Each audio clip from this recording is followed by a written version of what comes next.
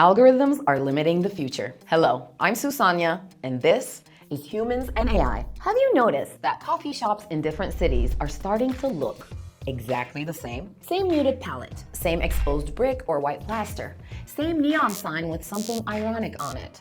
Same corner designed specifically to look like it wasn't designed at all. Tokyo, Amsterdam, Sao Paulo, Brooklyn, same corner, same light, same shop. And for a lot of people who can't travel, whether that's money, borders, visas, conflict, or just the compounding cost of getting anywhere in the 2020s, the feed is the world. But scroll through cafe and lifestyle content for 5 minutes and try to tell me which city you're in. You can't, because algorithm rewarded the same aesthetic everywhere. So everywhere started producing it, all competing for the same eyeballs. The algorithm promised a window onto the world. It became a mirror. What gets engagement spreads. What spreads gets copied, and once something is a template, deviating from it feels financially irrational. Not because we ran out of ideas, but because repetition is profitable. Now, here's where it gets interesting and a little uncomfortable.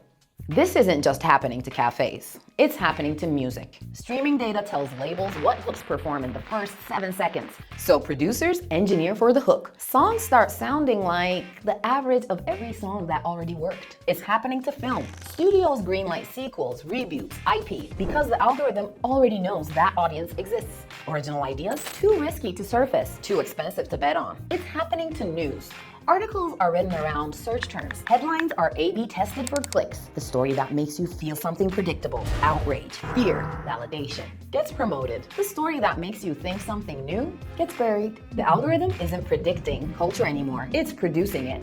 And here's the real problem. It can only produce the past because recommendation systems are trained on what already worked. They optimize for what people already clicked, already liked, already watched, already listened to. They are, by design, rear view mirrors. So when culture runs through these systems, it gets filtered through the past. New aesthetics get sanded down into familiar ones. Niche subcultures get flattened into mainstream formats. Genuinely strange ideas, the ones that eventually become movements, never get the surface area to breathe. We used to call this taste-making. Now we call it the algorithm. And the difference matters, because tastemakers could be wrong. They could take a risk. Algorithms can't afford to be wrong. They optimize, which means we've handed the future of culture to a system that is structurally incapable of imagining anything it hasn't seen before. Punk could not have been recommended. Hip-hop wouldn't have cleared the filter. Impressionism would have been buried under search results for portraits. The things that changed culture were, almost by definition, things that didn't perform yet. So what happens to a culture that can only fund what already performed? It loops. It references itself. It gets nostalgic. Not out of love for the past, but because the past is the only thing that tests well. And we all feel it. We feel it in that low-grade sense that everything is vaguely familiar. That you've seen this film before, heard that song before, walked into that room before. That culture has a strange ceiling to it. That's not a feeling, that's a feedback loop. Now, I'm not saying algorithms are evil.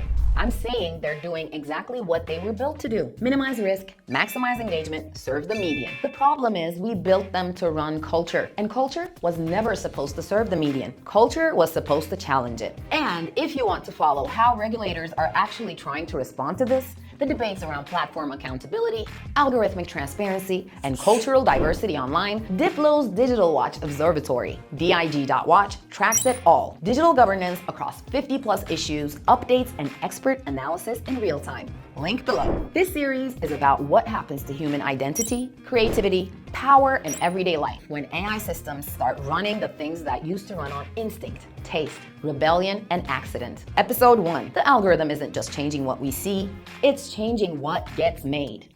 And if we don't talk about that, we'll wake up one day and realize the future looks exactly like the past, just with optimized lighting for small screen readability. If you want to go deeper, Diplo's Humanism platform is where we explore these questions beyond this video.